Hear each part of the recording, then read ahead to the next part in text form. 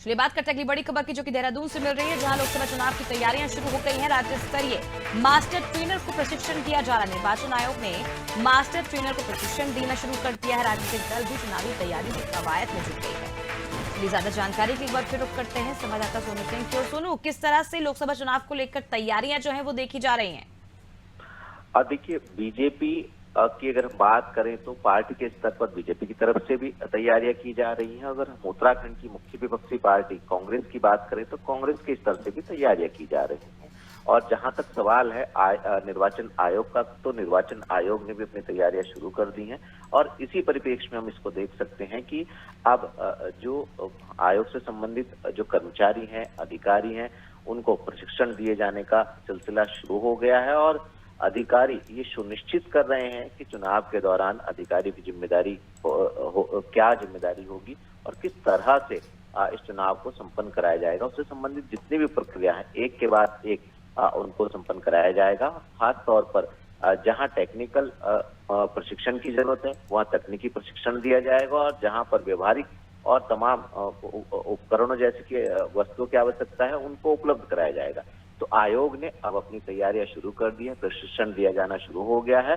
और एक तरफ जहां आयोग के स्तर पर तैयारियां शुरू हो गई, तो वहीं राजनीतिक दलों ने भी अपनी तैयारियां शुरू कर दी है। आपको याद होगा अमृता, अभी हाल ही में बीजेपी ने राष्ट्रीय स्तर पर महाजनसंपर्क अभियान चलाया था। और इस अभियान के दौरान जो है बीजेपी का सिर्फ और सिर्फ एक ही एजेंडा था, वो था आने वाले समय में लोकसभा चुनाव में जीत का परचम लहराना।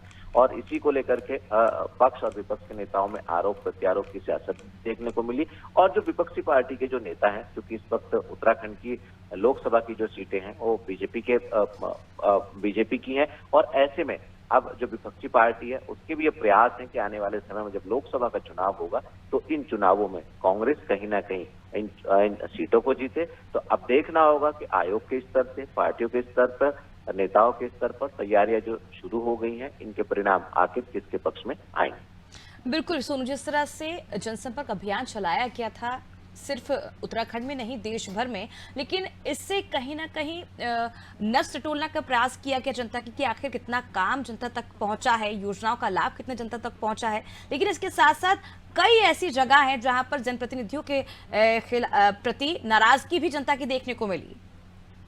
अब देखिए, अगर हम चुनाव के लिहाज से देखें और उत्तराखंड की सियासत के लिहाज से देखें और ओवरऑल अगर हम पूरी बीजेपी के जो कार्य प्रणाली है उसके लिहाज से अगर हम देखें, तो ये काफी अहम सवाल है कि कई ऐसे क्षेत्र हैं जहां पर जनप्रतिनिधि जो है, जो सत्ताधारी पार्टी है, चाहे वो केंद्र की सत्ताधारी और राज्य की, उसके प्रति जो है लोगों में नाराजगी देखने को मिलती है। और इसी बात को टटोलने की कोशिश इस महाजनसंपर्क अभियान के माध्यम से की जा रही थी कि जो केंद्र सरकार की तमाम जन कल्याणकारी योजनाएं हैं, इन योजनाओं से आखिर आम जनमानस कितना प्रभावित हुआ है और क्या उसके मन और मस्तिष्क में विचार आने वाले समय में जो चुनाव होंगे उसको लेकर के चल रहा है। और राज्य की सरकार की जो तमाम जन कल्याणकारी योजनाएं, जो राज्य सरकार ने तमाम समाज के अलग अलग तबके से संबंधित जो फैसले लिए हैं, इन फैसलों का आखिर क्या असर जनता पर पड़ रहा है और आने वाले समय में जनता का रुख क्या हो सकता है, इसी नब्ज को टटोलने के उद्देश्य से ये महाजनसंपर्क अभियान चलाया गया था। और जो वोटर हैं उनके घर पर, उनकी दहलीज पर पहुंचकर उनकी मनोदशा को टटोलने की कोशिश की गई थी। और दूसरी तरफ चुनाव में कैसे बीजेपी जीत हासिल कर सकती है, इस पर भी फोकस किया जा रहा है।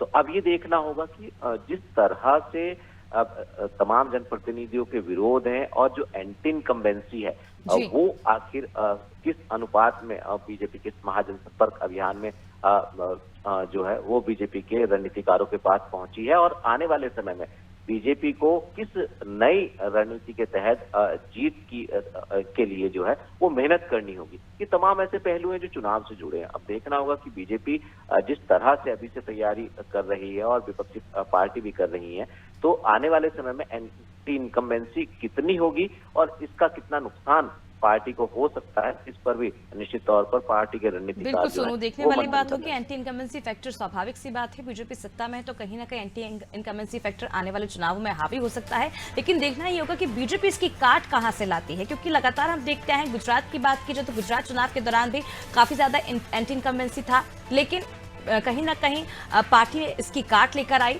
और उसके बाद बहुमत के साथ एक बार फिर विधानसभा चुनाव में अपना परचम लहराया। और अब देहरादून में लोकसभा में किस तरह से जीत हासिल करती है, ये भी देखना दिलचस्प होगा, क्योंकि लोकसभा चुनाव को लेकर जो तैयारियां हैं काफी जोरों से शुरू कर दी गई है।